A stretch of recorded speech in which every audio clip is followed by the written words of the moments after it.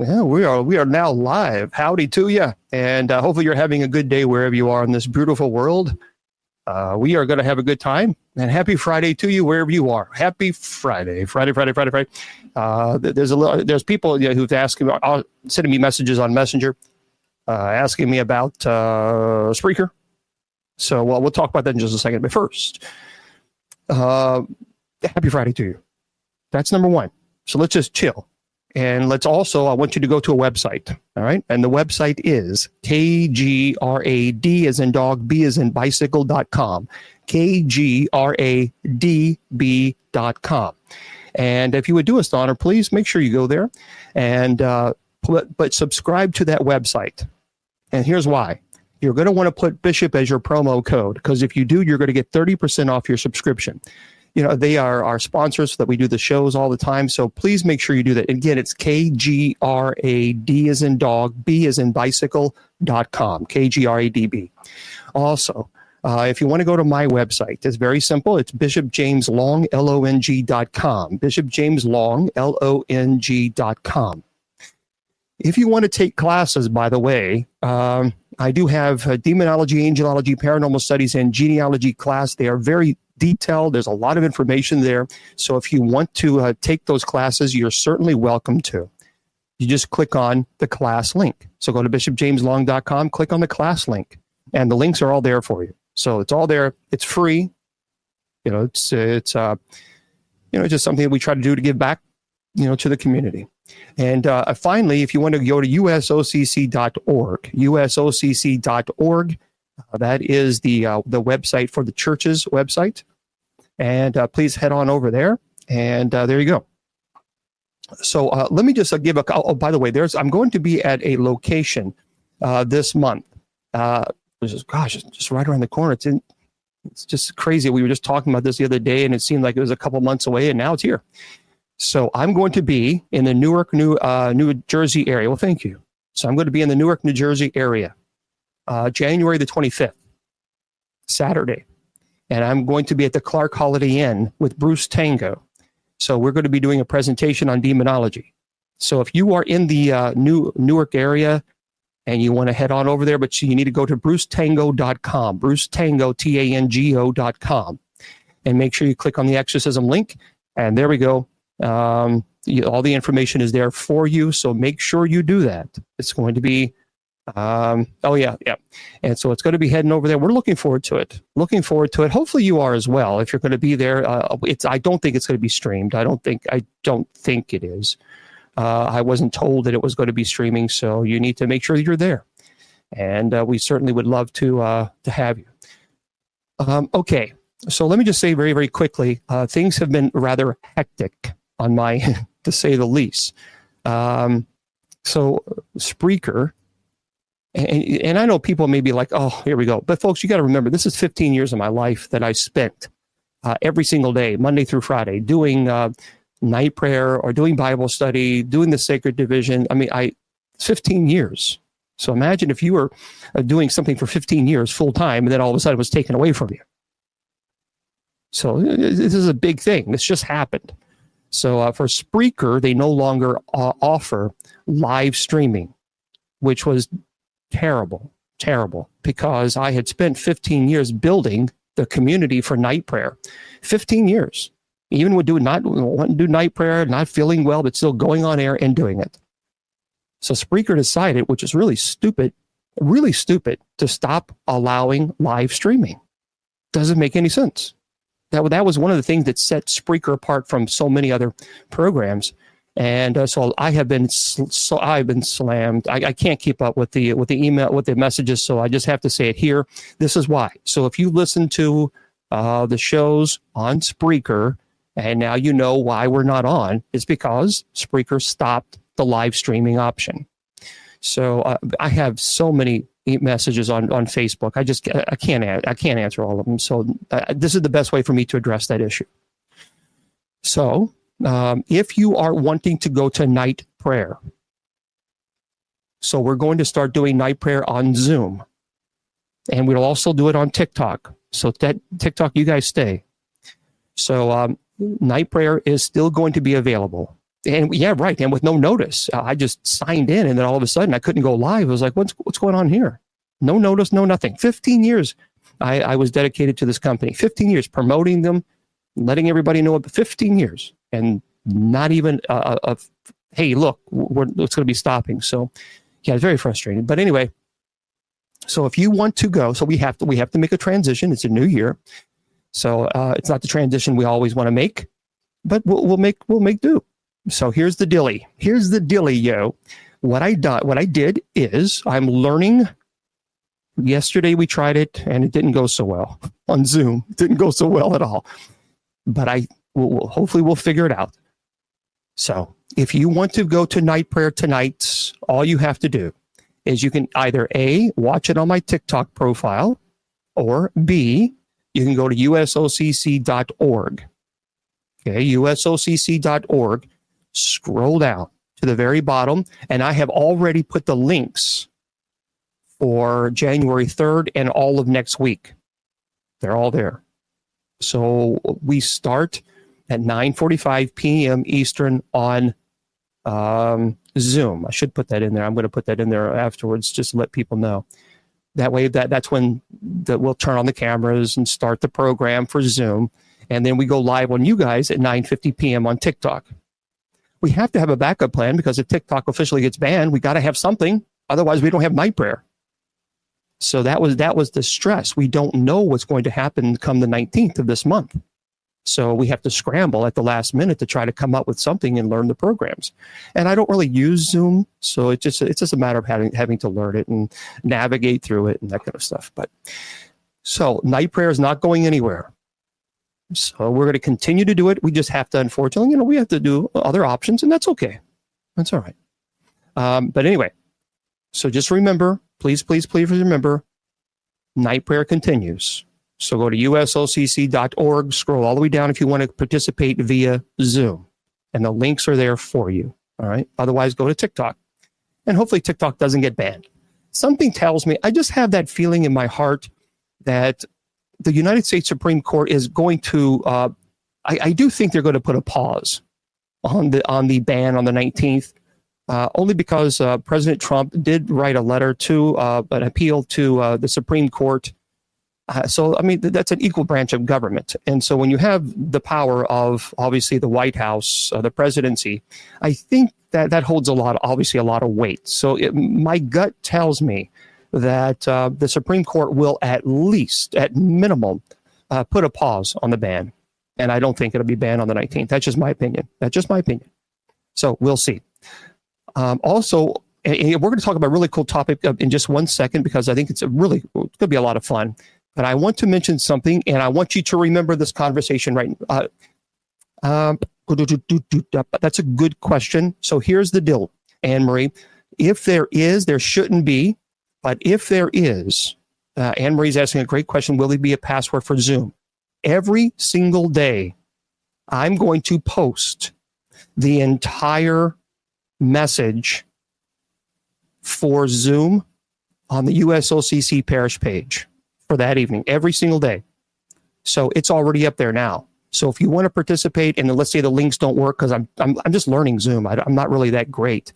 But if the links do not work, all you got to do is go to USOCC parish page. And if you do that, I will post every single day. I will post the link, the direct link, passwords, everything to the Zoom meeting for night prayer. Okay?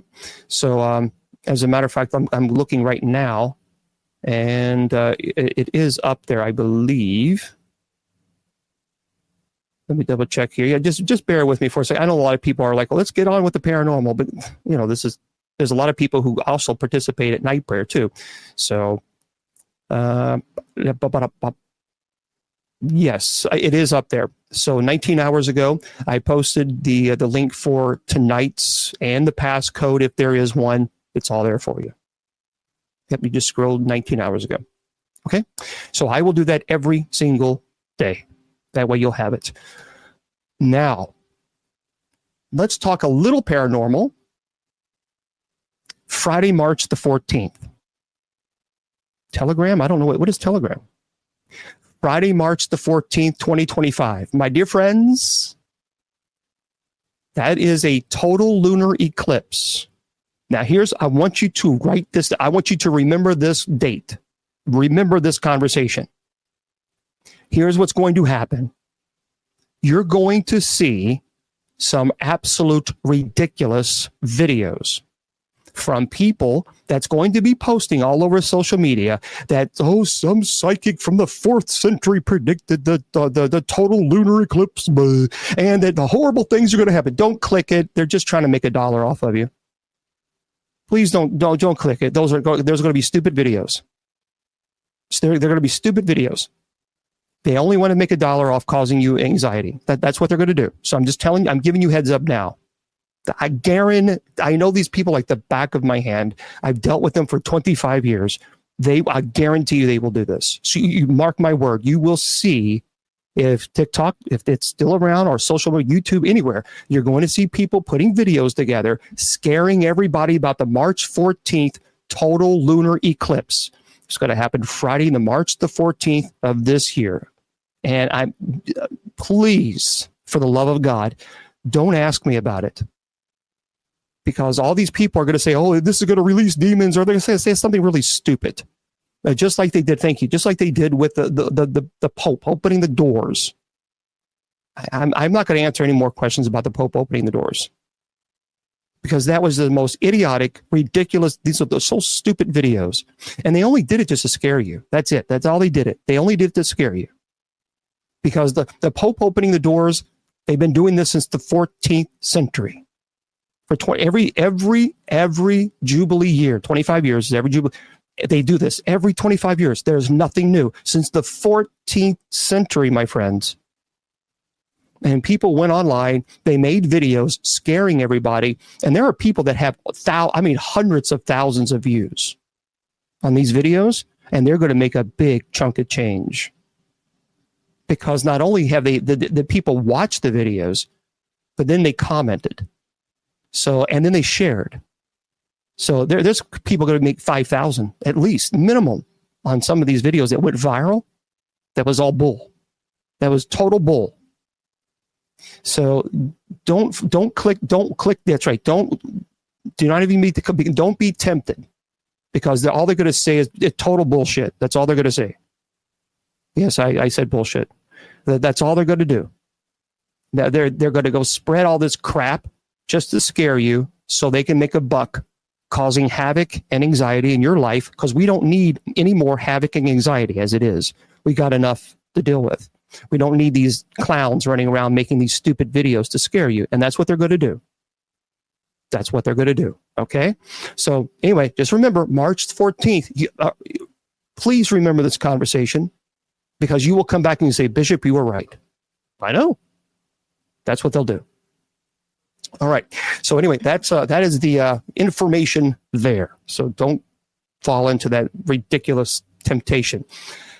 This weekend, my friend Diane sent me a message last week warning me of that, and I appreciate that very much, reminding me that of the storm. So we are going to have a pretty bad, nasty storm this weekend. And they're talking about a lot of ice, a lot of, well, maybe not a lot of snow, but, 4 to 6 inches of snow. And that's going to be an issue. That's going to be a real big problem, because chances of us losing power is going to be very high. And our low is going to be, in the 3 degrees. So on Tuesday night. So this is not, please, wherever you are, you're in the storm now. Oh, goodness gracious. Wherever you are, Miss Wilma will be okay, because Miss Wilma has gas heating, but she's sick. So I don't want to go to her home, because right now she doesn't think she's, the doctor doesn't think that she's contagious, but we don't know. We just really don't know. So I don't have gas stove. So I don't know. It's just going to be one of those things. Yeah, it's not fun. It is not fun. So just wherever you are, if you're in this area, this storm, they're really talking about a pretty serious ice storm. And boy, that's all we need. Well, Willie Gibson. Well, hello there, Willie Gibson. He's back online. Willie Gibson, I should call you tonight, and you can give your 2025 predictions for this year. How's that? Maybe we should. I should have done that. Actually, I wish I would have done that. I wish I would have. All right, we're going to talk about saging tonight. Sage, because this is a new year. This is a new year. And for those of you on TikTok, I put sub chat only on because we were tired of the trolls, and we'll open it up a little bit later on. Okay. So there we are. So wherever you are in this world, hopefully you'll be okay with the storm, but take it seriously. Let me tell you something. If I were a rich man, I would get in my car, I would rent a car, and I would head down to Florida. I would go visit the Kennedy Space Center. There you go. Kennedy Space Center. But we're going to be here. So just keep in mind, I may not be able to do Bible study this Sunday. Well, it's supposed to be Sunday night, so I think we'll be okay Sunday, but the night prayer is the issue. Okay? Let's talk about sage, because there's a lot of people who ask me about saging, and we talked about this several times before. But because this is a new year, I think this is a good idea to kind of talk to you guys about sage, why it's important, why I think it's very good to do, and I think understand. I think that's fine. I think it's go dogs. I think it's fine. But I think we have to. I think sage gets such a bad rap, and it's sad. We'll talk about that in just a second. It's sad to me because so many people immediately place sage with witchcraft or something of this nature. I know people who practice witchcraft. No, I don't necessarily agree with them, but they're lovely people. They don't participate black magic. They're not interested in black magic. I'm not. And I just want to make it clear, I'm not endorsing witchcraft. That's not what I'm saying. But I know people who do, and they do not get themselves at all involved at all in dark magic. They have no desire for it, and they're just beautiful, beautiful people. But my grandmother was she was Cherokee, and so was my grandfather. And my grandmother loved sage. And I think sage itself gets such a bad rap by so many people by just labeling it as a new age witchcraft evil thing. And that to me is just so stupid. But yeah, you can use anything. Look, here's a handheld rosary. It's for 1 decade. I could use this rosary for nefarious purposes. So the point of using this rosary is not obviously to use it for nefarious reasons, but you can use anything for nefarious reasons. So let's delve into the fascinating history of sage. It's a sacred herb that has been used for centuries in various cultures, for rituals, for ceremonies, spiritual practices. And specifically, we're going to focus on how sage began and how it can be used for blessing homes and expelling evil forces. Let me just make this clear. As someone who does have Native American heritage, as my grandmother and grandfather were both Cherokee, full Cherokee, I have no problem using sage. You have to understand that many times in, like, for example, apartments, they will not allow you to burn charcoal inside. You can't do it. You'll be evicted. So the charcoal, that's what the church censer. When you see the churches and they use this, the censer, it's all, we put black round charcoal in the censer. We burn it and it burns very hot. And that charcoal is what is not allowed to be burnt inside most apartments. I don't know any apartments that allow it. Now they will allow you to burn like sage, or you can burn it's incense. Most will allow that. But as far as the charcoal, no, they will not allow that at all because it burns so hot. So when I go to locations, especially apartments, and I want to use some smoke to cleanse, I will bless the sage stick and I will use that for the purpose of cleansing. So let's talk a little bit about the origins of sage and then get into the modern explanation to it as well. Sage is a well-known herb. It's been used for centuries, even for its culinary and medicinal purposes, by the way. So in ancient cultures, Sage was highly valued and held spiritual significance. So first, in ancient Egypt, sage was used by the ancient Egyptians for its medicinal purposes, as part of religious rituals as well. It was believed to have purifying properties, which, by the way, we know now it does. It was also used in the embalming process. In ancient Greece, the ancient Greeks considered sage to be a sacred herb and associated with wisdom and longevity. And they believed that burning sage could purify the air and ward off evil spirits. And they were right. They were absolutely right about purifying the air. And we'll talk about the science of sage in just a second. In Native American cultures, as my grandmother and grandfather were, sage has been used for centuries by various Native American tribes in ceremonial practices. It's often burned in smudging ceremonies to cleanse and purify a space, as well as to promote healing and spiritual protection. And even in ancient Rome, the Romans valued sage for its medicinal properties and believed that it could enhance memory and cognitive function. It was also used in religious ceremonies as a flavoring in food and drink. Now, we talked about this before when I talked about it in sage. I have burnt sage. The problem with me is because I suffer from cluster headaches and chronic migraines, sage can trigger those migraines because it's very potent. Now, I know there are people who have told me before about, certain sage that smells really good. I have burnt those particular sage sticks, and I wouldn't define it as smelling pretty good. Actually, it smelled just like the regular sage sticks that I get.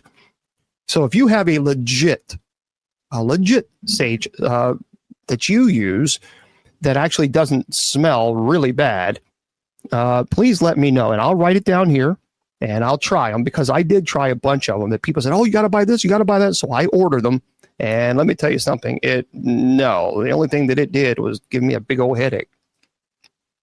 But I love doing it. I love using it. Yeah, and feathers as well. Okay. So let's talk about, look, sage has been considered a sacred herb for centuries, as I talked about. And in Native American traditions, sage was used and is still used in purification rituals. Russian sage? No. And the smoke from the burning sage is believed to carry prayers to the heavens and clear out the negative energy. We talked about the Roman and the Greek culture. Sage was associated with wisdom, and they absolutely believed that it had healing properties. And they also used it for various ailments. And in medieval Europe, sage was highly valued for its medicinal properties and was believed to have protective qualities. So look, sage has played a significant role in rituals and ceremonies across various cultures. And here's some key points on the issues of spiritual aspects, and we'll talk about how to sage, how I do it. And you guys, if you guys want to jump in and say, look, this is how I do it, and we'll pass on the information too. First of all, the purification and cleansing. Thank you. So sage is often used in purification rituals to cleanse spaces, objects, individuals of negative energy.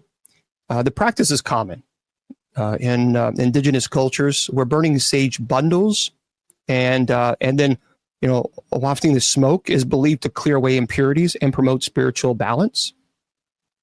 That's right, Dr. Campbell. Yeah. And also a spiritual connection.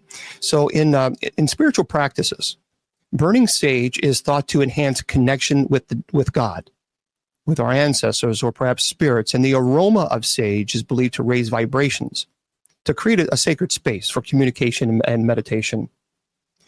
Now, when you're talking about, say, a smudge or smudging, so the act of smudging, which involves burning sage bundles and allowing the smoke to off through a space, is a common practice in many cultures. This ritual is believed to drive away harmful energies, purify the environment, and invite positive energy into the area.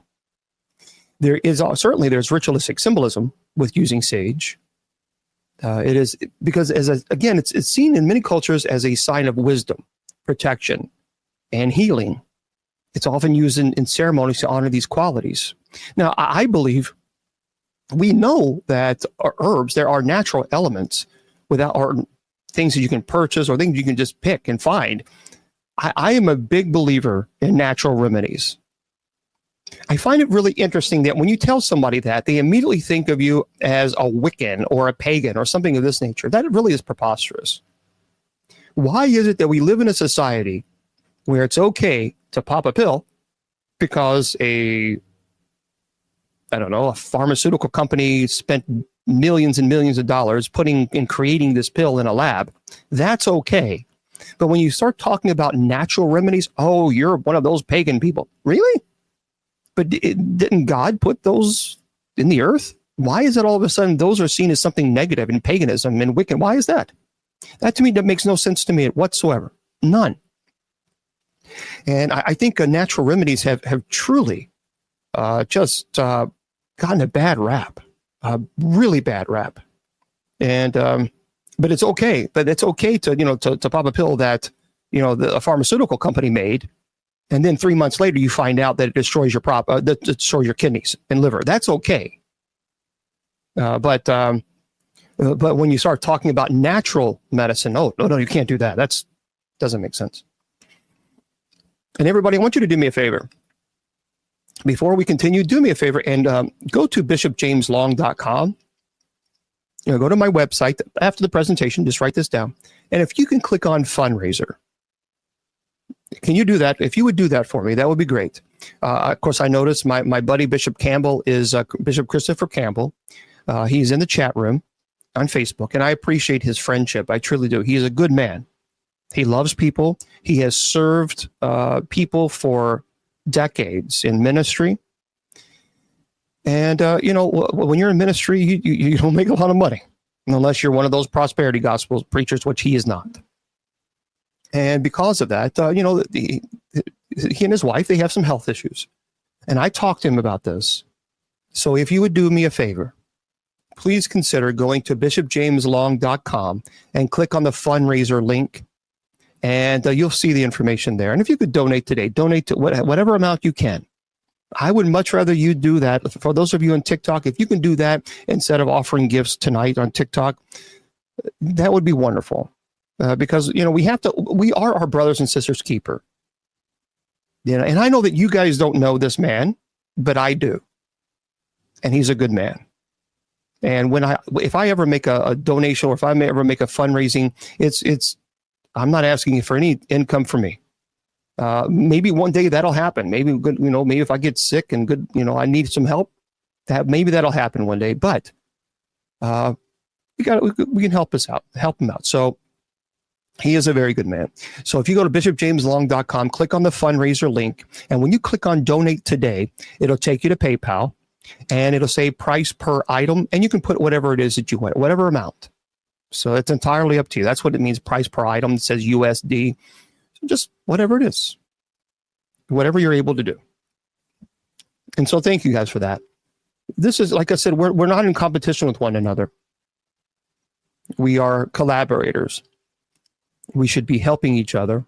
And it's nice to pray. It's good to pray. But it's also important to be, if you're able to financially, if God has blessed you and you're able to help, prayer is very important. But we have to, also take that step. And so if the Spirit puts in your heart, hey, look, donate something to, that would be wonderful. Okay.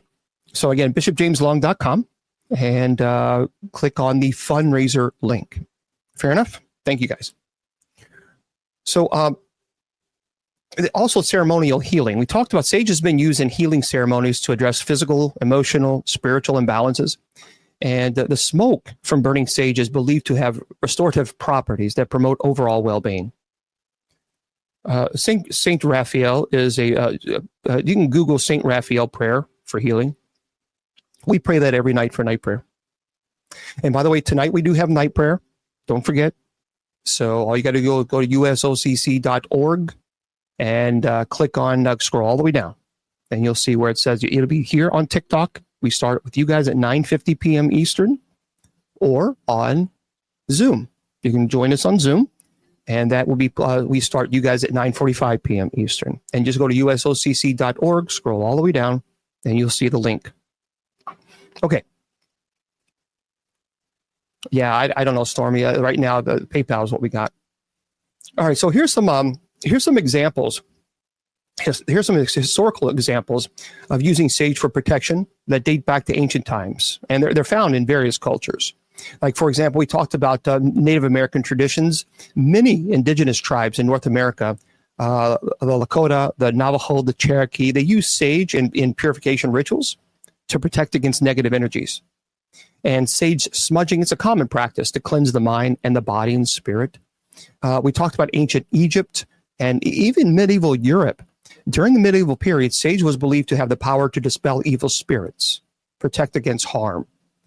And of course, now Willie Windwalker Gibson, he's in here. He was in the chat. He's a shaman. So for many people who are involved in shamanic rituals and practices, traditions around the world, sage is used for protection during spiritual journeys or energy work, healing sessions. So let's talk about the modern world. Well, first of all, we can use sage for spiritual cleansing. Sage smudging, the rituals continue to be a popular practice. And many people use sage to clear out negative energies, create a sense of peace, invite positive energy into the home and offices. Also for wellness practices, which is interesting because sage has found its way into wellness practices such as aromatherapy and holistic healing. So sage essential oils are used in diffusers, massages, and even baths to promote relaxation, clarity. It's also very helpful with meditation and mindfulness. So like burning sage before meditation sessions has become a common practice for many individuals. And people say, well, meditation, that seems awful new age. Prayer is a form of meditation. And the Bible actually mentions meditation. Energy healing, in an alternative healing modalities, like if you're involved in Reiki, now people, look, here's the deal with Reiki. I'm not a Reiki master, but this is what I did see, and I saw it with my own eyes. And I was doing chaplaincy, and I went to an individual, and I was administering last rites, and he was in distress. And you can clearly see, I mean, when the body's in distress, when the person is close to, obviously expiring, he was still conscious, he was still aware, but you can see that there was a lot of the breathing distress. So as I was administering the last rites, I could see the labored breathing. And a nun came in, and she was not in her habit, but she came in and she says, "Hey, I'm sister somebody. I'm not going to say her name, but I'm sister somebody. Do you mind if I do Reiki?" And that was my first time I was actually introduced to Reiki from a religious perspective. I've always heard people in the paranormal use Reiki, and I was always on the fence, like, I don't know about this one. So I thought, well, then she was a Roman Catholic nun. And I thought, well, sister, I mean, if you think this will help. So I finished the last rites, the anointing of the sick. And then she began her Reiki. And I watched her. Now that he was still in distress, the person was still under the physical distress as labored breathing. It continued even after the last rites. It continued.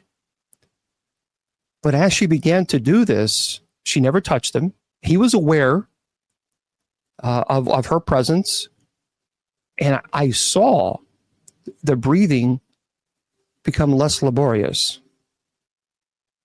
I thought, how in the heck is this? What is this? And she never touched him. She did the Reiki, and it lasted about maybe 10 minutes or so, 5 or 10 minutes, and the breathing just became calm and just relaxed. And I saw it.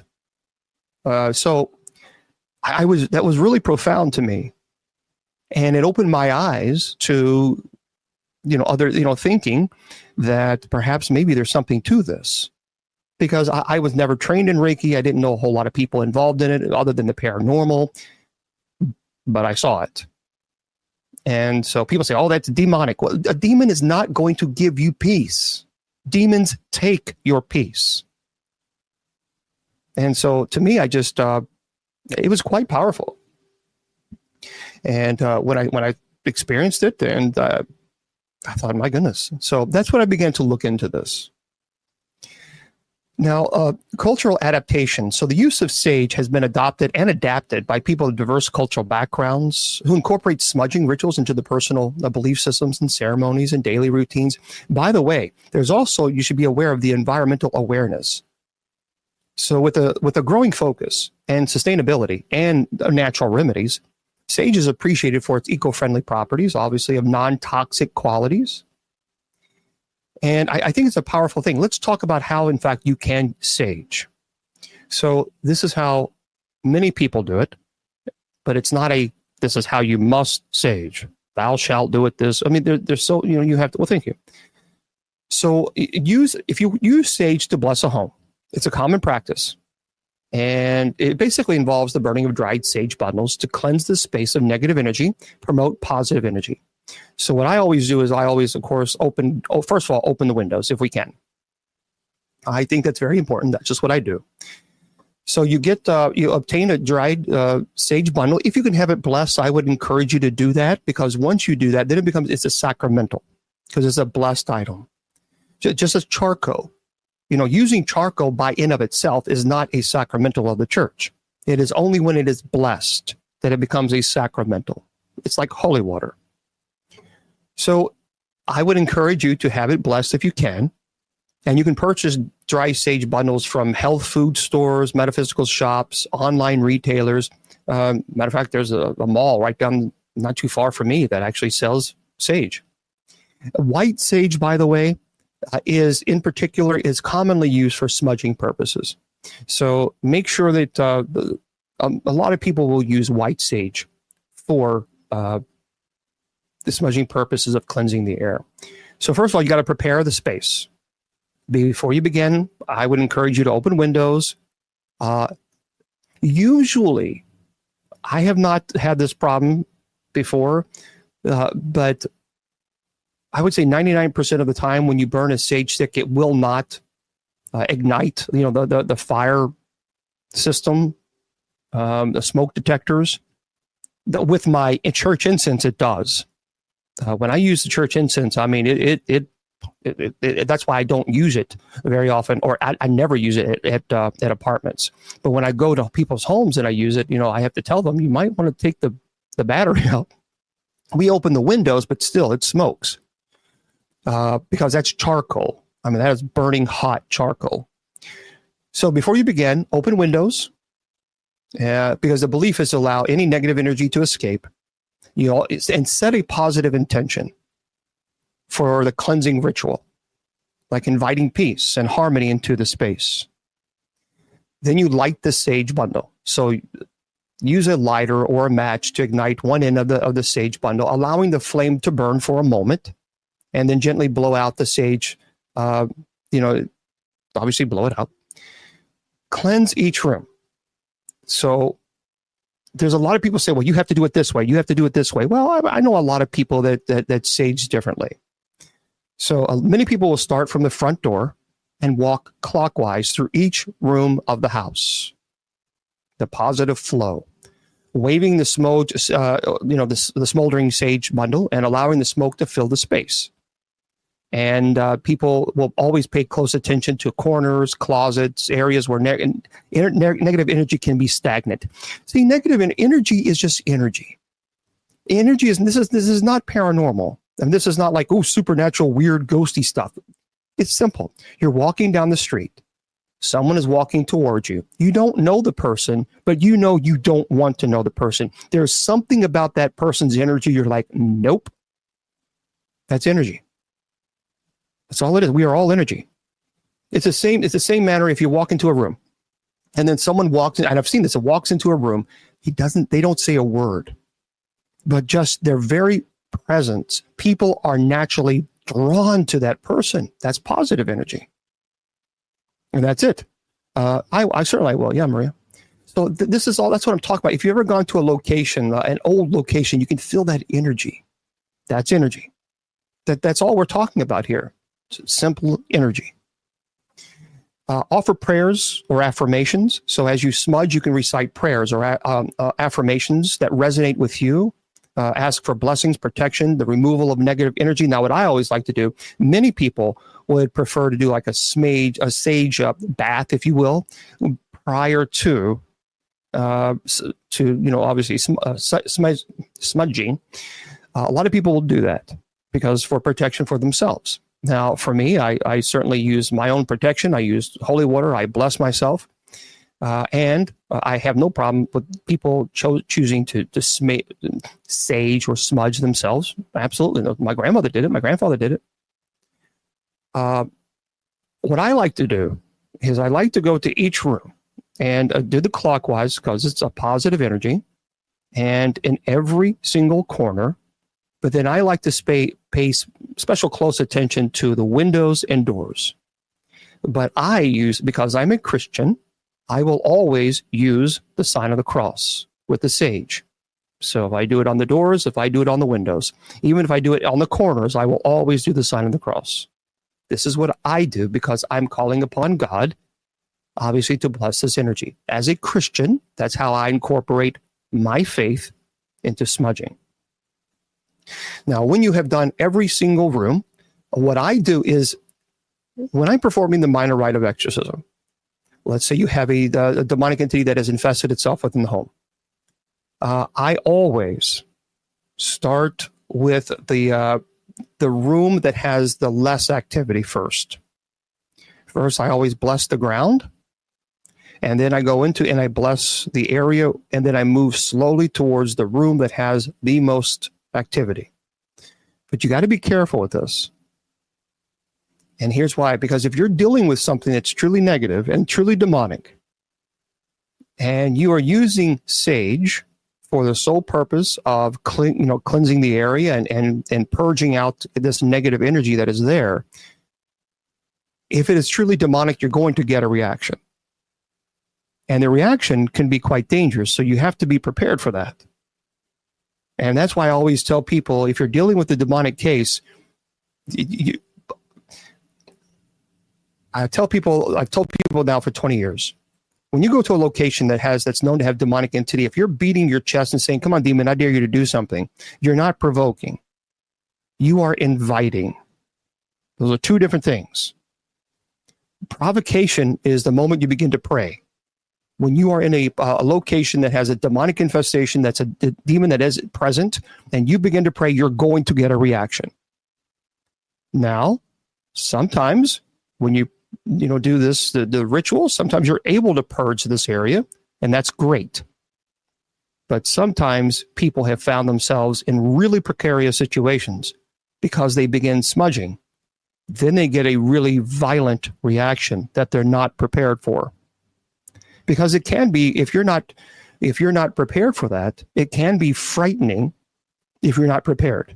Well, thank you, Laura. So what I mean by that is if you're not prepared that, okay, something could happen, we could get something thrown at us. We can get something can hit the wall, or we can get a loud bang. We can get the smell of sulfur. We get or horrible, rotten the smell. Thank you. I mean, people could be scratched or bit. You've got to be prepared for this. That way, when it does, or if it happens, it doesn't throw you off because you're already prepared for it. So this is why when I perform an exorcism, if something were to happen, whether the eyes going black or levitation or contortion of the body in the face, I'm prepared for that. So that when it does happen, I can remain stoic and focused and not feed into the fear. Because once you feed into the fear, that's when the demon has already beaten you. And then you run away and you scream and you're in that. And so you can't do that. So you have to be prepared that when you're involved with these type of cases, you are going to, that is a form of provocation.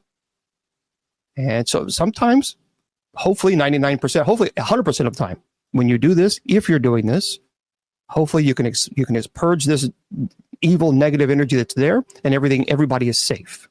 That's a win-win. That's a great situation. But there may be cases where if it's truly demonic and the evidence is really clear, and you know that it's clear that you're dealing with a demon, if you're not really prepared, to deal with this, then you really get clergy involved. And I know sometimes it's difficult. I get it. Thank you, Sandy. I get it. I understand. It's difficult sometimes to get clergy involved because a lot of clergy don't want to deal with this. I understand that part too. But we do the best we can, okay? So then finally, once everything is finished, you extinguish the sage. And now there's a lot of people safely extinguishing the sage bundle by pressing it into a fireproof container or gently blowing out the embers until they go out. Now, then, of course, after smudging, you close the windows and everything. You don't need to keep them open.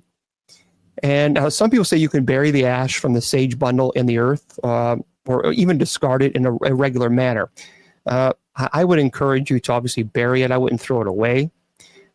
Now, also with the sage, someone got sage and they didn't burn a whole lot of it, and they dipped it in water. After it was over, I was like, well, what did you do that for? And I was like, well, I didn't know what to do. So a lot of people have dirt. So you have a safe container that can deal with heat, obviously, and microwavable, something of this nature. And some people have dirt or sand, and you can extinguish and make sure it's completely extinguished because it's real easy to miss one of those sage, because sometimes they're thin. So sometimes you got to be careful. Make sure it's very, very clearly extinguished before putting it back into your pocketbook, or not pocketbook, but bag or whatever it is. So just be careful with that. So that, I think those are important. But there's a lot of people who say science. Everything is science. Okay. And people say, well, if there's no benefits from it from a scientific perspective, then we shouldn't use it. Well, thank you, the HRM. For those of you on Facebook, YouTube, Twitter, I'm thanking my friends there on TikTok who are offering gifts to me while we're doing live. So thank you. So let's talk about science and how using sage is actually very beneficial. This is a really great website. That's Tribal Trade that I want to pass on to this. So it says here in this website, it says we're here to share 5 important reasons why you should start smudging with sage or other sacred medicines. It says we've helped thousands of people find sacred medicines that are just right for them, as well as why they should sage. And so it says here's some 5 major benefits from smudging with sage that you can start gaining just by doing a quick smudge at home. Number 1, smudging with sage reduces over 94% of harmful airborne bacteria in a room. Okay, so let's talk science. This is a huge reason, it says on this website, to start smudging right there. There is scientific research that has been done that proves that the smoke's ability to disinfect and purify the air was maintained for up to 24 hours. So now you can start, says on the website, thank you, says now you can start saving money on Febreze and ignite those smudge bowls and smudge sticks and bring on the purification. Okay, so now that we know that smudging can act as an antiseptic and disinfecting in the air that we breathe, what about the other 4 benefits? Well, number 2, smudging with sage neutralizes the positive ions in the room. So it makes the energy around us more free. So when you're stressed, when you're angry, or when you're tense, there is a buildup of what's called positive ions in the air that is being released from your body. Now, many people think, well, positive, shouldn't it be negative? People get kind of a little confused about that. No, the energy in the room becomes stagnant with an imbalance of positive ions. And now, just to be clear, positive ions aren't the same thing as positive vibes. Positive ions are harmful and can cause us to feel tired and burnt out. Smudging turns the positive ions back to negative ones. So again, when we think negative, we think as bad. This is not the case. Actually, you want to have the negative ions, and therefore the practice of smudging cleanses and purifies the atmosphere. So there we go. So now it says, now that we looked at 2 reasons, let's go for the number 3. And by the way, it removes up to 94%. This is important. Smudging It removes up to 94% of bacteria in the room. Well, I think crossing guard, because like I talked about earlier today when I first started, I think so many people are against smudging and sage is because they immediately apply it to Wicca or pagan or something of this nature, metaphysical, New Age. And that to me is really, I think it's problematic because we can use anything. I can use this pen right here for nefarious reasons. So I think that's the problem. Is immediately people say, "Oh, well, that's New Age stuff. We can't defend the use of sage because people in New Age or Wiccans or pagans use it." Well, so what? People who are pagans and Wiccans and all this other stuff uses pen too. So should we not use pens anymore? You see the logic? It's fallacious. Number 3, the third reason the website says burning sage increases your clarity, awareness, and also improves your mood.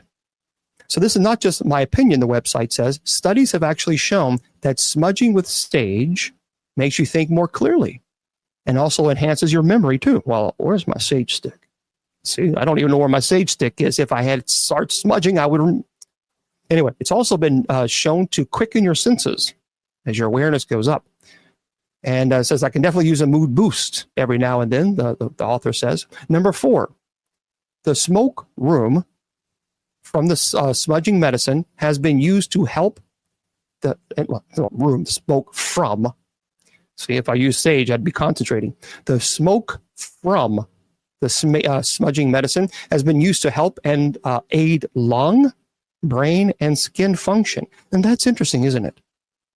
Because you would think because of the smoke, if you had lung issues, that would be problematic. But research from over 50 countries, they have found that the smoke has been used since ancient times to help improve your respiratory system, your nervous system, and your skin too. And once the fumes become inactive, they act as an air purifier. That's pretty cool. And of course, number 5, it says on the website, the smoke heightens your state of mind so you can think pure thoughts and feel good physically and spiritually. And we say this because, and yes, certainly it's cultural, I guess, in this type of statement, but indigenous people have been smudging since the beginning of time. And the website says, the author says, growing up, I was taught from my elders that smudging gets rid of the negative energies, and it also heals us on spiritual level. It says, as a Native American people or indigenous people, we believe that the sacred medicines are gifts from the Creator. Yep. And were given to us to heal our mind, body, and spirits. And I believe that. I absolutely believe that. One thing that many people don't know, as I talk to you when I open up this presentation, I am a big fan on herbal remedies. Natural, medicines is something that I think we need to not be so afraid of. Now, I'm not implying that pharmaceutical medicines are evil. I'm certainly not saying that. They have their place, no question. But I do also believe that medicinal medicine is absolutely valid and very important. And unfortunately, we've kind of, I think as a society, we've kind of moved away from that to pharmaceutical, companies to offer us these medicines that are not natural. I think it's funny. Well, not funny, it's problematic actually, but I suffer, for those of you who don't know me, I suffer from migraines and cluster headaches. And it's kind of crazy. I was watching television and just flipping through. Very rarely do I watch. I don't watch television because it's just junk these days. But I was flipping through the channels and a commercial came on for headaches. I thought, oh, good. But hey, there's a new headache medicine. Let me listen. Talk to me about this. And they gave me all the great things it can do, and it's so wonderful. Side effects may be heart failure, kidney damage, liver failure, breathing problems, and going on and on. I thought, I just have a headache. I just have a headache. And now taking your medicine, now I'm going to have heart problems and heart failure and liver damage and kidney damage. Come on. You see, that's the problem. For example, how many of you remember, this has been a while ago, but I'm kind of showing my age a little bit. But how many of you remember fen-phen? Do you remember? I remember fen-phen. I remember when it came out, and it was the thing to go to. That was the, man, if you got on fen-phen, that was the best weight loss drug. People were losing weight. I mean, they were like, wow, that was the drug to take, fen-phen. And then we found out that it was causing really serious health issues, even to the point where they stopped selling it. They had to stop selling it because people were passing away using fen-phen. Yeah, and Lily says it ruined her heart. And so it's terrible.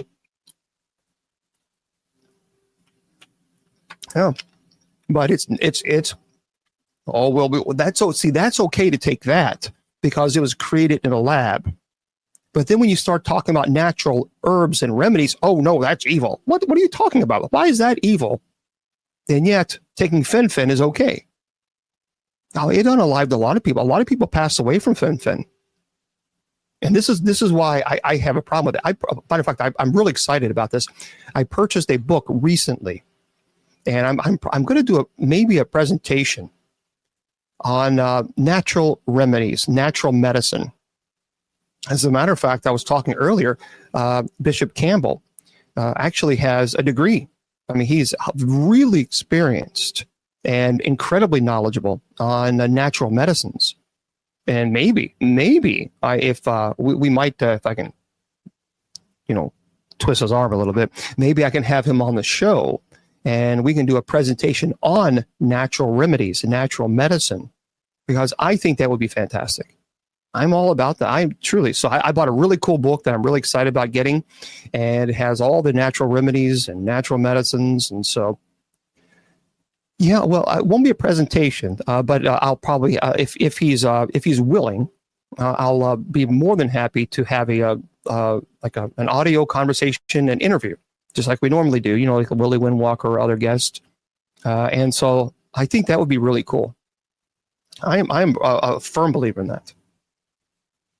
Oh, and yeah, Judy Ann, that's right. Judy Ann, she really is pretty devoted to that and dedicated to that. So we'll have to do that. Oh, wow. Well, Judy Ann, maybe I can interview you. So you got to be prepared for that, girl. But I think it's great. I think we need more of that and not be so afraid of it. Now, I'm not in any way in shape. I'm not a doctor. I can't give you any type of medical advice, but I think we can at least pass on this information. Okay, a few more benefits of sage, and then we're going to get into, I guess, a lot of articles that I have that are pretty cool. Now, there are incredible benefits, by the way. Well, thank you there, Bobby. There are incredible benefits, thank you, for sage supplements. Dried sage leaves can be used as a spice in cuisine. I'm not really big into the spice, but this is by Researchify, this website. And so they talked about the benefits of sage. So sage is also available as a liquid, a spray, a pill, a tablet for internal use. And the components act as an antioxidants, reducing free radicals. So two chemicals in sage, of course, are notably connected with antioxidant action. And there are some studies that supports these benefits. It's still preliminary.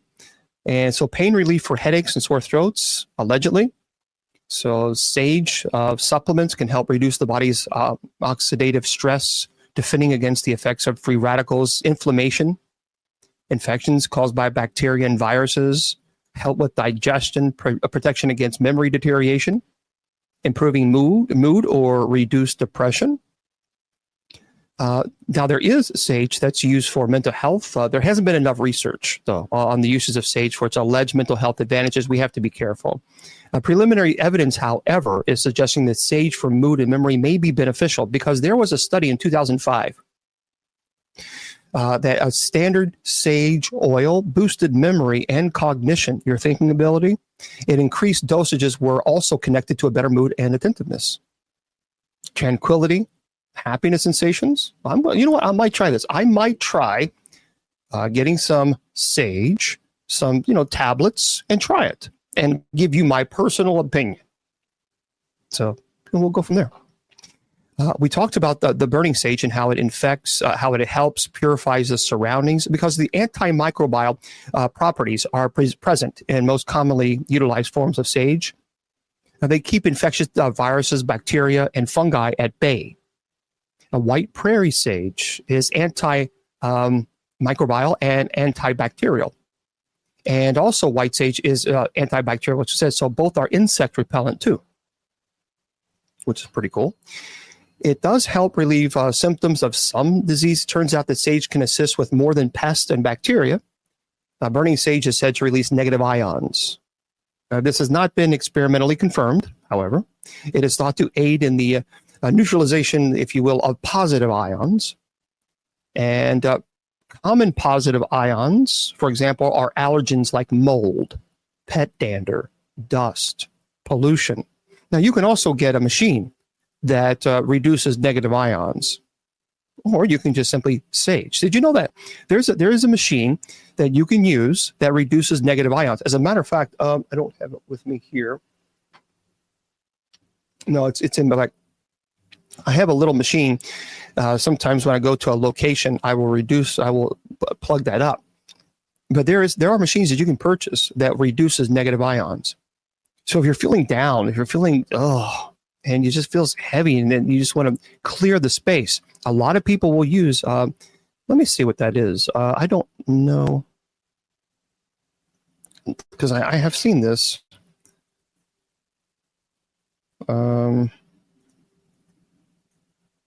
Negative ions. Let's see what it is. No, negative ions are good. It's the positive ions. See, yeah, that's what I was talking about earlier. It is the positive ions. When you have too many, that's the problem.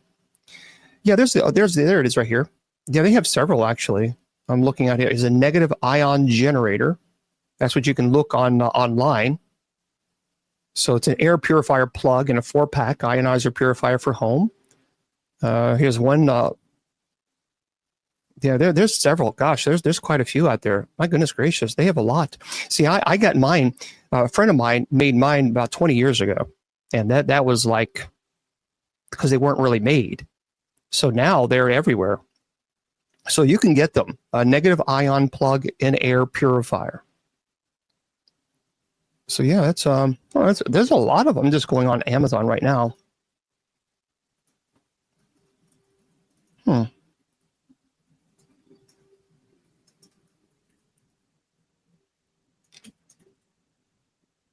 Yeah, right. Yeah, make sure you turn it off when you're done. So it does. Now there's a lot of reasons to purchase a negative ion machine. It's also known as ionizers or air ionizers. So they're basically the devices that generate negative ions. Those are charged particles. Negative ions are charged particles that are claimed to have several potential benefits. So, for example, air purification is one of them. So negative ions are believed to attach to airborne particles, such as like dust and pollen and smoke and other pollutants. And the process can cause these particles to fall to the ground or become trapped on surfaces, effectively removing them from the air that you breathe. Also, these machines reduce allergens. So by capturing pollen or dust or dander, so negative ion generators help reduce allergens in air. And if you have allergy problems, and also many people are convinced that it does help improve mood and well-being. So some studies are suggesting that negative ions increase what's called serotonin levels. And serotonin, which may enhance serotonin, is what the brain releasing these positive energy when you're feeling really good. It's a great mood. You're happy. And it enhances mood, reduces stress, improve overall mental health. And, I should get one of these things. I really should. It increases energy levels. So exposure to negative ions is said to improve oxygen flow to the brain, leading to increased alertness and decreased drowsiness. Also, many people are absolutely convinced that these machines will help. Some users are claiming that negative ions can promote relaxation and improve sleep quality by calming the mind and lowering the stress. And allegedly, they can benefit what's called electromagnetic radiation reduction. It's a $25 word. So by neutralizing positive ions, which are abundant in environments with many electronic devices, negative ion machines may help reduce the potential impacts on electromagnetic radiation. So that's the belief is. So many people are absolutely convinced that these things work. So you might want to check them out. But I'm going to look into these machines and see what I think, because I'll always like to give people feedback. So I talked about how smudging can help with spiritual tool. It can be help dispel negative energy, cleanses or empowers, obviously, your mind, improves mood. Because this is really interesting, by the way, regarding the mood. Now, of course, according to tradition, it can genuinely elevate one's spirit and eliminate negativity. And studies, by the way, are backing this up. White prairie sage, that's an essential traditional treatment for treating anxiety, depression, and mood disorders in some cultures. There was a 2014 study. So if burning sage can improve one's mood, it may also be an effective stress reliever. So white sage contains chemicals that activate specific receptors in the brain. There's a 2016 study conducted by the University of Mississippi. And these receptors are responsible for elevating mood or reducing stress and even reducing pain. People are absolutely convinced that it can help sleep quality. Like, for example, there was some sleep studies, sage has chemicals that aid with insomnia. So garden sage is occasionally used in the same way as white sage. It's also been used to help people sleep better and relax. It does help with boost cognition. So smudging with sage may increase your memory and focus in addition to dispelling negative energy. So there was a 2016 assessment of studies, evidence regarding salvia's cognitive enhancing advantages is promising, suggesting that we could use it to treat even perhaps dementia and Alzheimer's disease. So Alzheimer's disease, so actually there's more research that's being done right now on this. Boost energy levels. And of course, many people love the smell of it. I'm not a big fan of smell of, is it? Well, people still have it. Yeah, you can still sell it. Yeah. So anyway, many people are absolutely convinced to do it. So here's some basic tools according to the website. Obviously, a ceramic, clay, or glass seashell or bowl for holding a burning sage or capturing ash. Obviously, a sage bundle, a sage stick. A lot of people prefer matches because it's natural versus a manufactured lighter. I mean, you're burning the sage. So to me, I don't. But some people are absolutely, if you want to keep it natural, the matches are the best. And of course, many people use a feather or fan for smoking. And so that's how many people do this. So there we go. There's a lot of really positive tips on smudging and benefits from smudging. And I think people should be less frightened with this. Now, extinguishing your sage stick after clearing and cleaning it by gently pressing it into the shell or clay dish or the stove.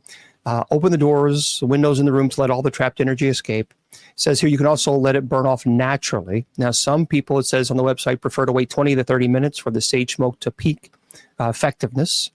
And obviously make sure that it is completely and totally extinguished. So there we go. And as far as smudging, you smudge as often as you need to. And you have to do it X amount of times in order for it to be valid. No, you can just do it as many times as you think is necessary. So there we go, friends. That is your presentation on your saging. And hopefully you've enjoyed it. And then we're going to get into some articles. And if you have questions, I'll be happy to answer any of demonic or paranormal, supernatural questions that I can answer. And then we're going to get into some really, really cool top articles that I saw that I'm like, oh my gosh, I got to share that with you guys. So, and thank you very much. For those of you who are sharing, I appreciate that a lot. Thank you for sharing. Oh, they do. Yeah. There are a lot of people. What are you talking about? So I have an air purifier that, but this machine I'm talking about is supposed to clean your room in 15 minutes.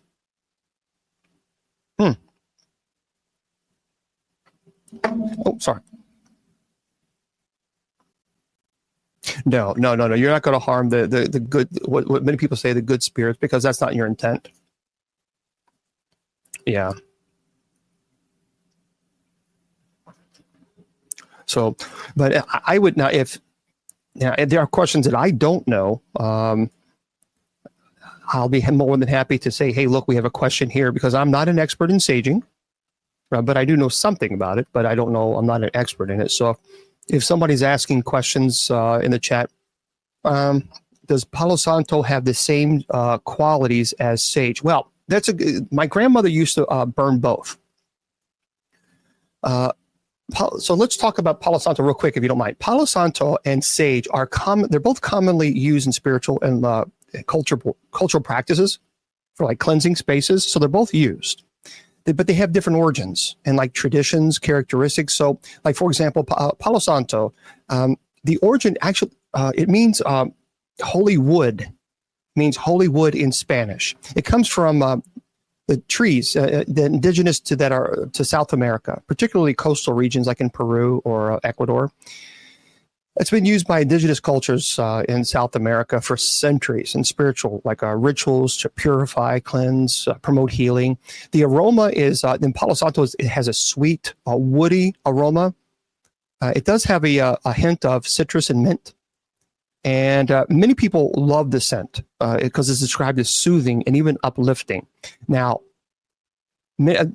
many people also use Palo Santo for meditation and relaxation because of its calming effects, because it's believed to promote feelings of tranquility, to create a peaceful environment. Now, sage is actually native to the Mediterranean region, but white sage, particularly popular in smudging, is native to North America. Indigenous people in North America have been used, again, we talked about that, used sage for centuries. And white sage is commonly used in smudging ceremonies to cleanse a space, a person, an object from negative energy. White sage, the purpose is to purify the environment. The aroma is strong. It has an earthy aroma. To me, I don't like the smell of it. Sage is frequently used like to promote clarity, wisdom, fresh beginnings. And now there are some similarities, but there are some differences too. So both Palo Santo and sage, they're believed to have cleansing properties. And so they're both very popular for rituals aimed to clearing out negative energy. There's a growing awareness and concern about the sustainability of both Palo Santo and white sage due to their popularity and the risk of over harvesting. So that's one thing that people are concerned about. And using white sage in particular can be sensitive due to its sacred role in indigenous practices. So obviously it's crucial to be careful and respectful and informed about that. So they're very similar, and they are both used. They can be both used in cleansing practices, but we understand the differences as far as the historical implications when it comes to indigenous people. So hopefully that answers your question. Okay.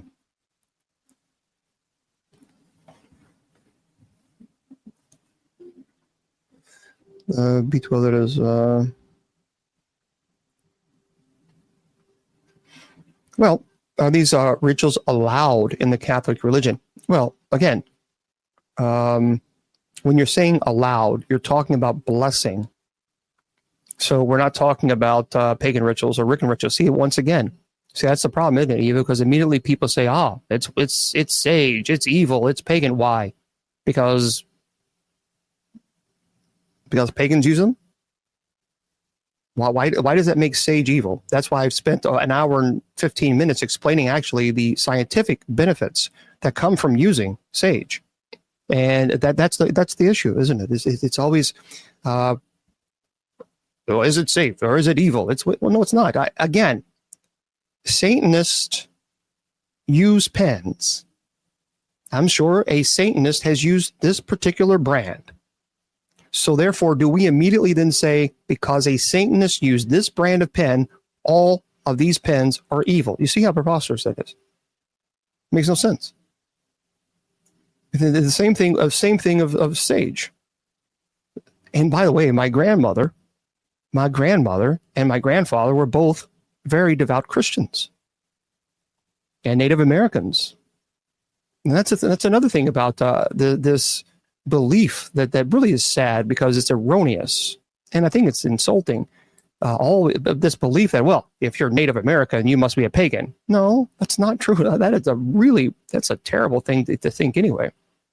So, yeah, it is. It's a lack of information. Yeah, right. Satanists also drink water. I'm sure Satanists drink Deer Park. So therefore, we're going to label Deer Park as evil now because Satanists use this. I mean, come on, So I think we have to relax on because sage in of itself actually has incredible benefits, and just spent an exhausting amount of hour talking about it. So anyway, for those of you who are, if you are out Bigfooting, you might want to be careful.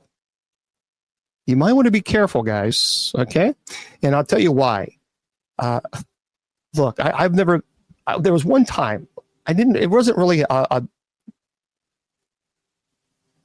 went to Bishop Long. Tell us again about the Catholic Church being skeptical about your support of the paranormal teams, if you want to.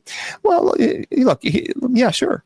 And it's not just the Catholic Church. It's not just the Catholic Church. It's many Christians. Many Christians have viciously attacked me because I help paranormal teams, but because I work with paranormal teams. And I just find that very, very interesting that they have such a problem with that. Isn't that kind of preposterous? That really is. And I find it rather insulting that all these very devout Christians, and I'm a very devout Christian myself, they're so high and mighty, and they want to attack or they want to attack paranormal teams, and they want to attack me because, I've been working now with paranormal teams for 25 years. And what I find it interesting is that they sit in judgment of paranormal teams and me because we help people who are legitimately terrified because there's violent activity occurring in their home, and those people have no one else to turn to. So then they get all high and mighty and say, you're doing the work of the devil. So we're doing the work of the devil because we're answering the calls at 2 or 3 o'clock in the morning. We're driving to people's homes, sometimes it could be up to 10 hours. We're buying all this equipment out of our own pocket. We're never charging, by the way. Never. We're going to people's homes. We're investigating it. We're trying to debunk the activity and explain why they're hearing noises in the middle of the night. And then when it is spiritual, then we give clergy, myself, involved. And all for free. And somehow that is demonic. Do you see how stupid that is? It truly is so stupid. But it has been like that for years. People, other clergy, have been rather vicious and very judgmental, and even to the point of making fun and spreading gossip about me and saying some really horrible things, that I'm out chasing ghosts and all this other nuts. And yet, that is so that to me is demonic. That is demonic. Because number one, we don't owe anybody anything.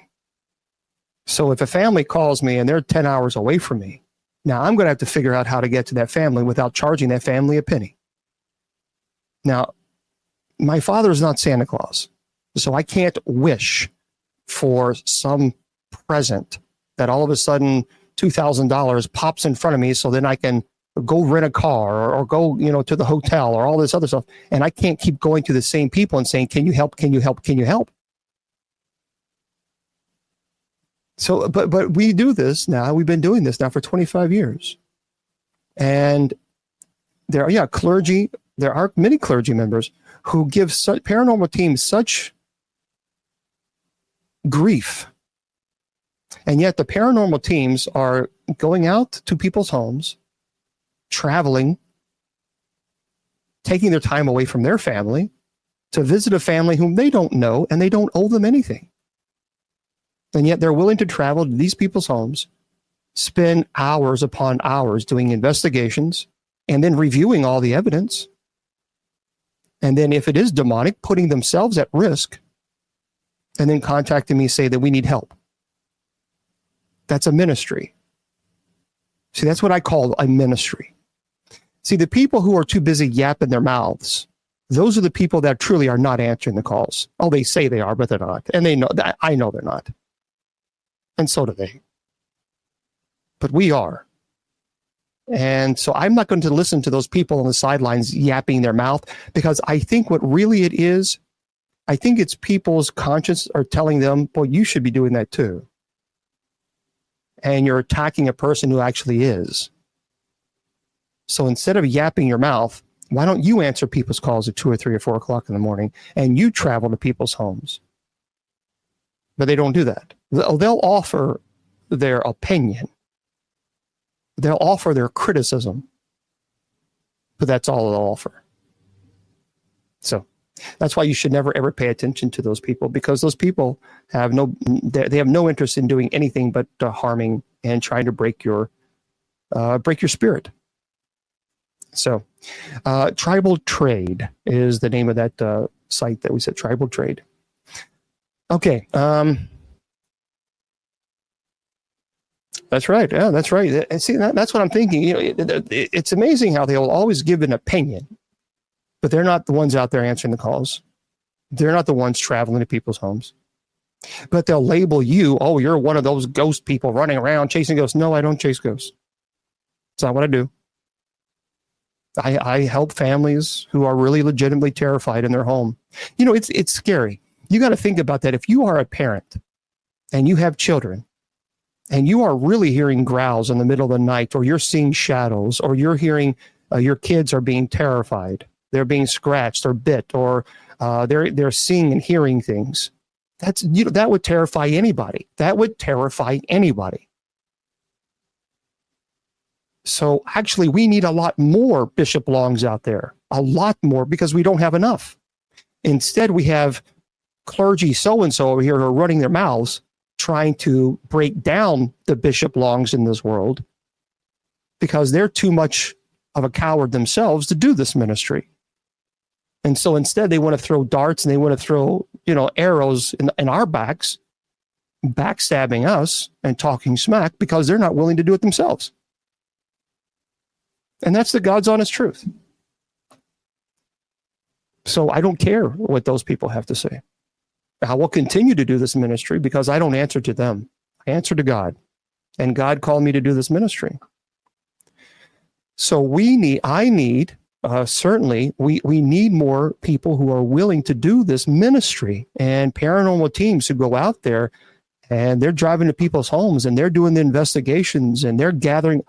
Let me tell you something. I've done a lot of investigations, a lot. And one of the most tedious process about the whole thing is going through all the evidence. That is tedious. That's a lot of work. That is a lot of work. But yet paranormal investigators do it. And you know what? They never charge.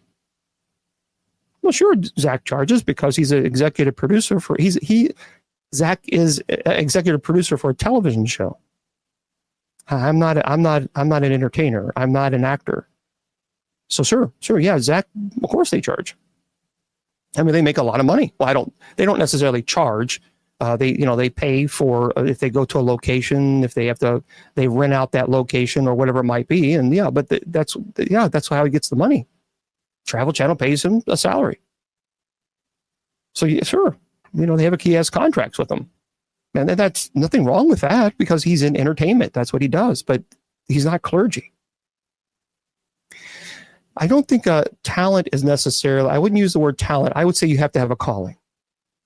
You need to have a calling. This is something you don't get in. You should never, ever, ever get involved in demonology if you're not called to do this. You should stay away from it because this is a calling and there are really serious consequences that come with getting involved in this ministry. And, well, Jeremy, no, it's believed to leave. And once it leaves, it can go and harass other people. So that's why we bless that. That's why when I go to a location, I always bless it. And I always have mass in that home. And so I knew I wanted to be a priest when I was 5. I mean, I absolutely knew that. There was no ifs, ands, or buts. I knew I knew. I remember being in kindergarten and the teacher asked us what we wanted to do.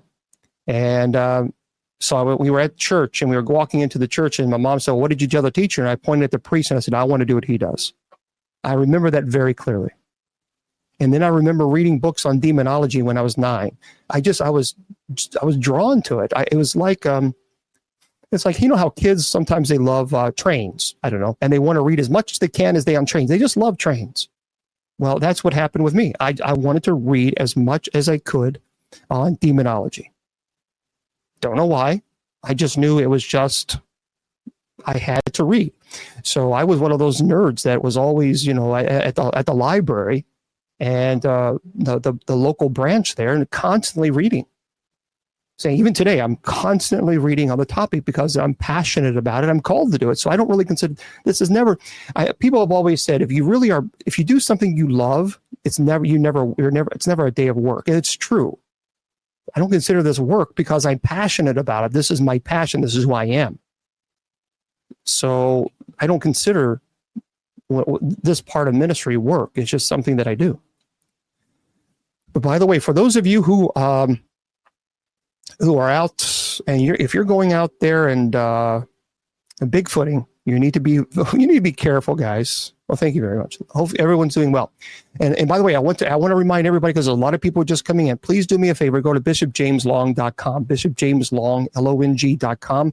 Click on the fundraiser link because we're doing a fundraiser for my buddy, Bishop Campbell. He and his wife, they have some health issues and they need some assistance. So, when you're, like I said, when you're in ministry, you don't get, your benefits are not financial. I can tell you that, unless you're prosperity gospel, and he's not. So he's a good man. And so if you guys can help him out, that would be great. So again, bishopjameslong.com, and click on the fundraiser. And where it says price per item, you just put whatever it is that you can donate. And that would be wonderful. Yep, Christopher Campbell. That's it. Yeah, if you just go to the link, it's the right person. Yeah. So just make sure you go to that link. Just click donate here, and it takes you right there. This is by T.K. Randall. 2 men pass away in Washington State forest while doing what? While out searching for Bigfoot. Folks, you got to be careful. You got to be careful. If you're going to go Bigfoot searching, and you got to be real careful. Oh, sure. Absolutely, Michael. So the men who were from Oregon sadly never made it back from their Sasquatch hunting expedition.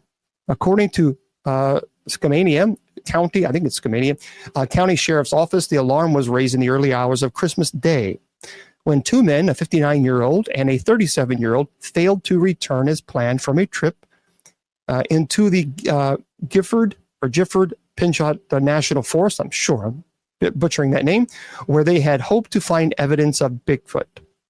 A search and rescue operation involved more than 60 volunteers and spanning more than 3 days was quickly launched in an effort to locate the missing men. Okay. The search effort it involved drones, search dogs, and numerous grounds teams, while the U.S. Coast Guard used infrared cameras to score the dense woodlands from the air. Now, the teams continued relentlessly to search for the men despite heavy snow and freezing temperatures. Sadly, when they finally did find the missing pair, it was too late to save them.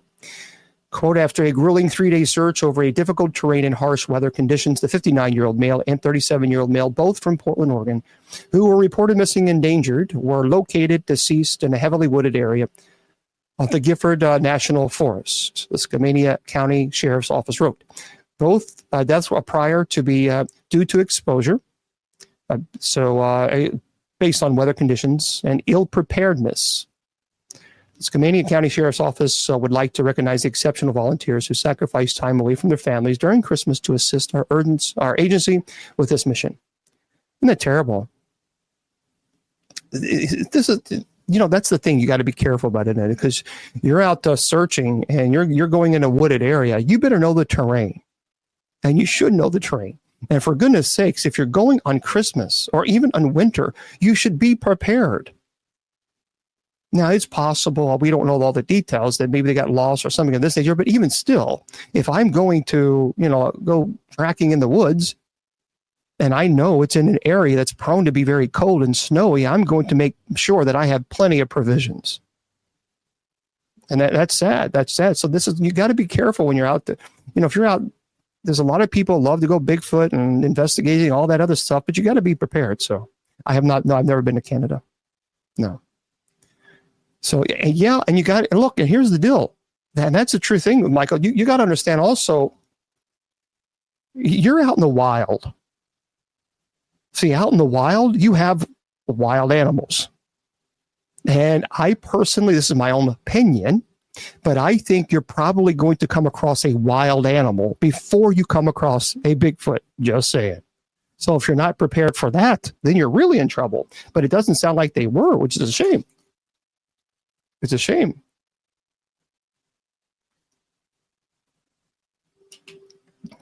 Yeah, it just leaves, sending. So, we just, I don't know. I wouldn't get involved in that kind of stuff. So, all right, let's talk about this because we have to.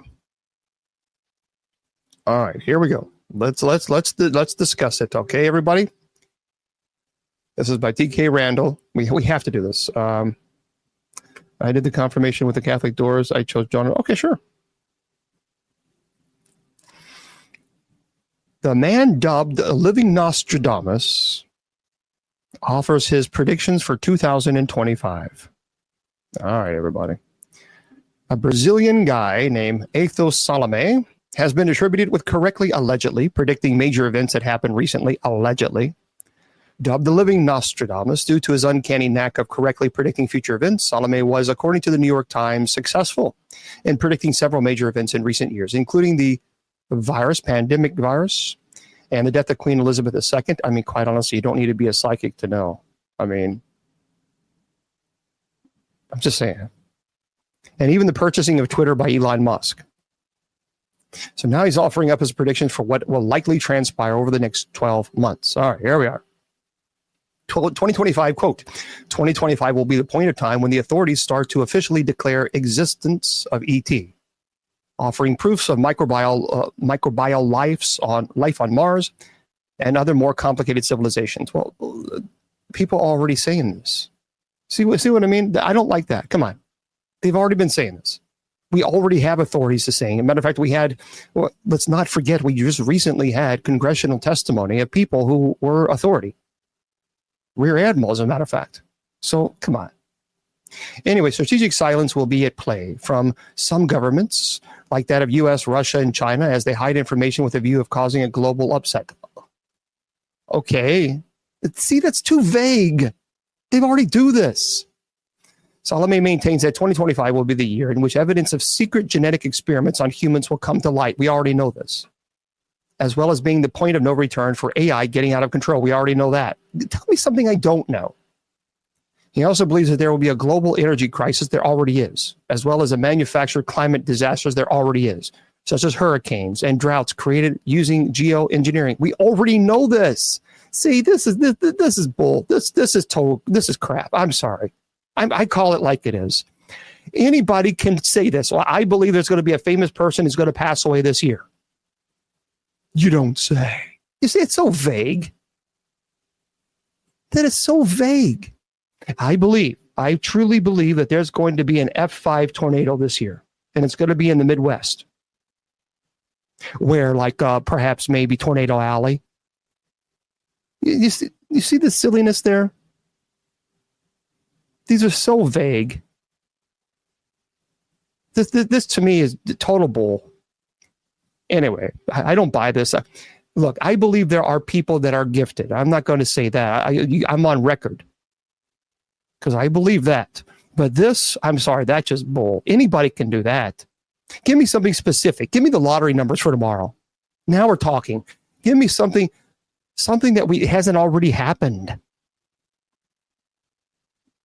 Yeah, it's just these are so vague. No, I call bunkers on that. Sorry, if those of you who are fans of, I'm not trying to insult anybody, but I just play a significant role in 2025. Yeah. Well, he is the modern Nostradamus. He calls himself, and again, I don't know. I'm going to say it again for any hater getters out there who would say, "Oh, I knew you were." I've made it very clear. I absolutely am convinced there are people that are genuinely gifted because I know them, and I absolutely can tell you they are genuinely gifted. Number one, I know Willie Windwalker Gibson, and Willie is very gifted. I also am very good friends with Chip Coffey, and he is very gifted. Matter of fact, do yourself a favor, please, not yourself, but pray for our buddy Chip. He really was. Yeah, and Lorraine, my friend Lorraine, she's passed, God rest her soul. But yeah, make sure you keep Chip Coffey in your prayers. He was recently hospitalized. He was in trouble. I mean, he was in trouble, and he wrote about it on Facebook. So he was in. Yeah.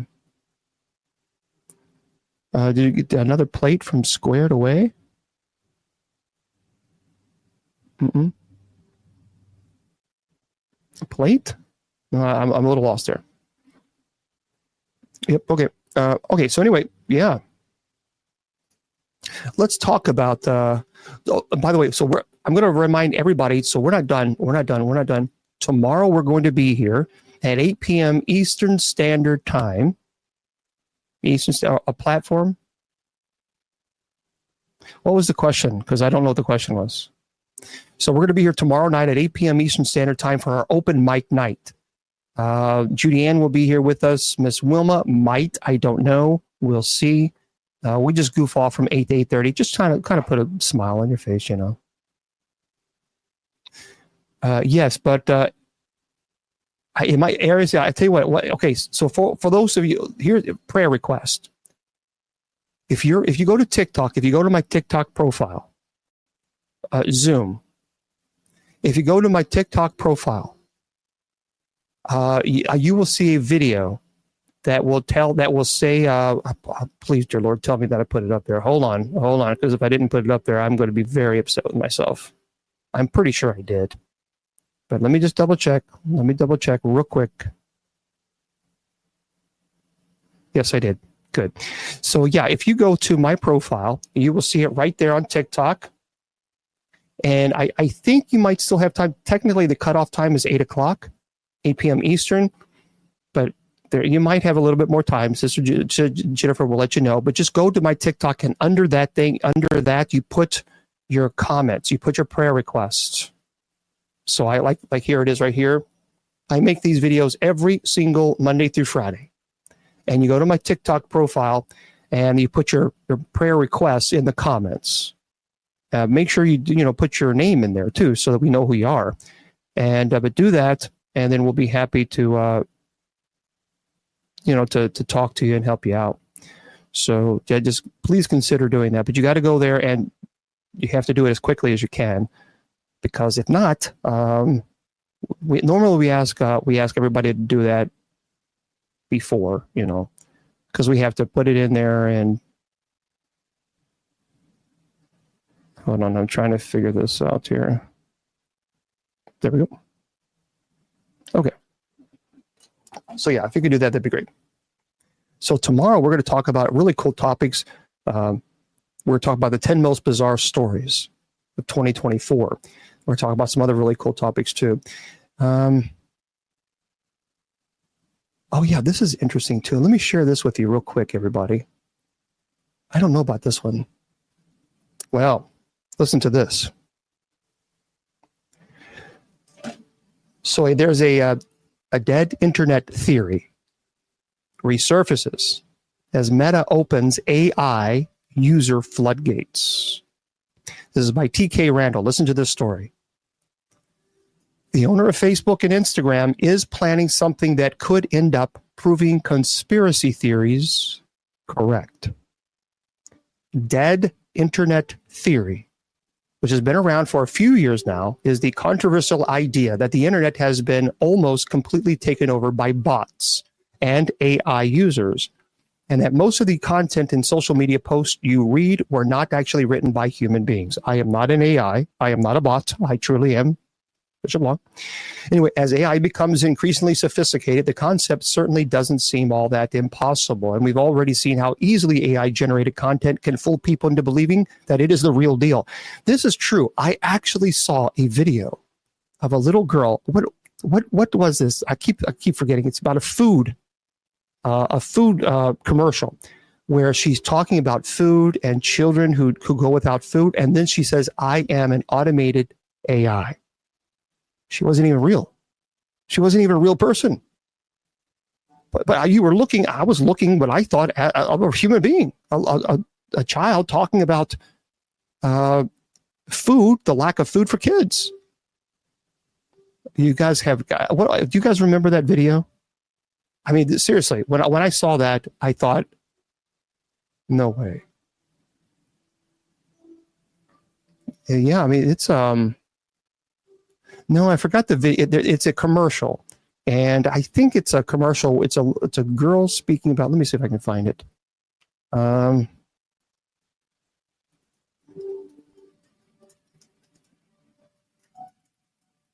Let's see. I know it's a Hunger in America, Feeding America. I think is what it's called. Yes, that's what it's called. Well, wait. Hold on. I might find it. Everybody, hold on.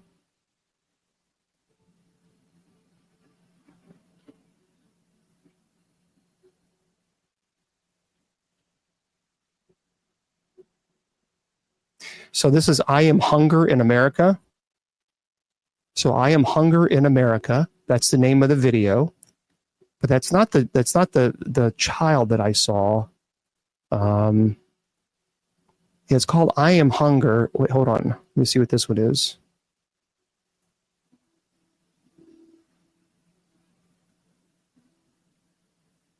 I think this is it.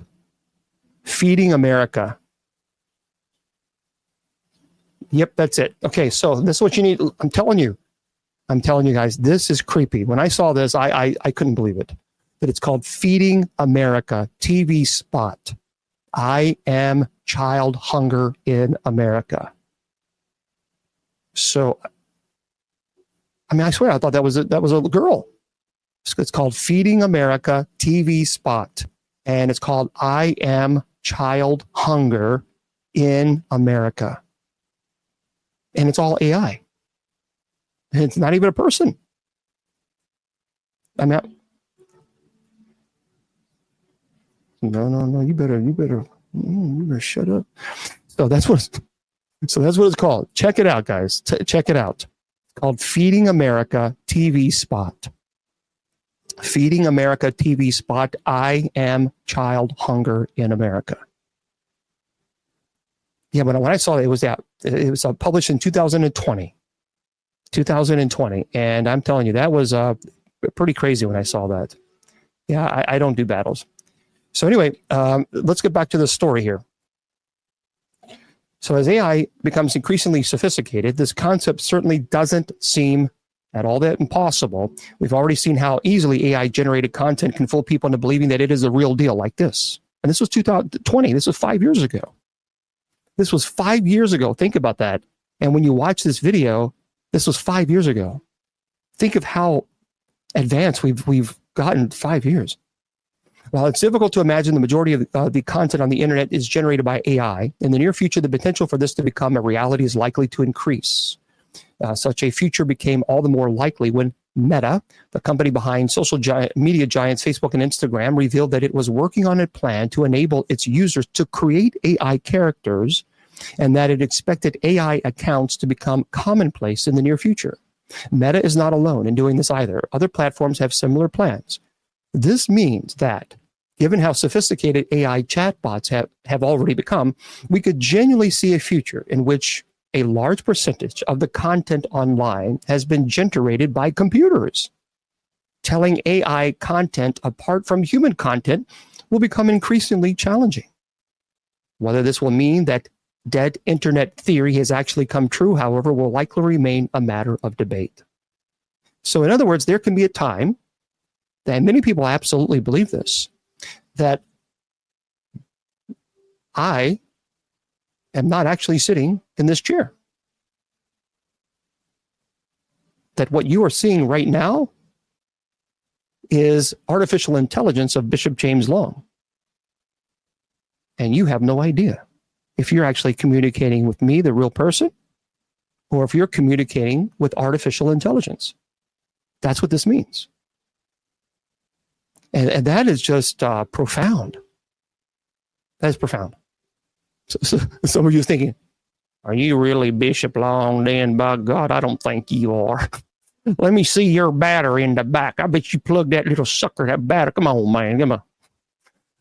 An AI can't get that type of Kentucky accent. All right, I'm just saying it. AI is good, but it can't. By God, it can't do that good. I tell you what, we haven't gotten that sophisticated with AI. But it really is. But you're right. It's profound the wrong way. It's because it's scary if you think about that. Because if we don't get a handle, and this is I'm not a conspiracy theorist, but I do believe this: if we do not get a handle on AI, that does concern me. This is why I tell when we do a Bible study or when I do night prayer, I'll be doing night prayer tonight. I will tell. I told the clergy and I told the Benedictines, I don't like AI generated homilies because you are not giving the homily. A computer is. And when you give a homily is the same thing as a sermon. So if you give a homily, then you need to allow the Holy Spirit to work within you. And the Holy Spirit will guide you into what God wants you to say. If you have artificial intelligence, then you're telling the Holy Spirit, I don't have time for you. I'm too lazy. I'm going to use artificial intelligence, push a little button, push the enter button, and then all of a sudden it generates a homily for you. Well, no. What you're doing is you're giving artificial intelligence ideology, if you will, of theology. No, we can't do that. So we reduce then the Holy Spirit dwelling within us. Well, I don't have time for that. See, that's very dangerous. So artificial intelligence can be a tool. It can be a tool, but it cannot be the primary tool. Because the primary tool when writing homilies should be the inspiration of the Holy Spirit. That should be the primary tool, discernment. And unfortunately, I do see a problem with that. I think it certainly can become even more problematic. No question about that. So I'm going to log off. For those of you who are listening to this on podcasts on Spreaker, I'm going to say goodnight to you guys. All the presentations, by the way, will continue to be podcasted on Spreaker. So that's going to remain because that'll be just the podcast. So that way we can have them podcasted. The only ones that will not be podcasted will be the night prayer. They will not be podcasted, but everything else will be. So if you want to listen to the podcast later on, and you can certainly do so, and that'll be fine. And I'm going to publish that now. So that way it'll be there for you and go from there. How's that? All right. So anyway, for those of you who are on Facebook, YouTube, Twitter, Twitch, Instagram, and Rumble, and of course on TikTok, I'll stay with you guys for just a little longer. I'm going to remind you that we're going to be here tomorrow. We're going to be here tomorrow at 8 p.m. Eastern Standard Time for open mic. We're going to have a good time, tell jokes, try to put a smile on your face because there's a lot of stress in this world right now. We need a lot more happiness. And we're going to be here tomorrow at 8 p.m. Eastern. And then, of course, we will be here on Sunday at 8 p.m. Eastern for our Bible study. And we hope that you can join us. And, of course, we'll be here TikTok on both presentations. So you can join us, too. Facebook, YouTube, Twitter, Twitch, Instagram, and KGRADB Radio. Remember, I tell you all the time, your value does not decrease based on someone's inability or refusal to see your worth. Remember, you're priceless, and never let any troll tell you or convince you otherwise. My friends, have a good night.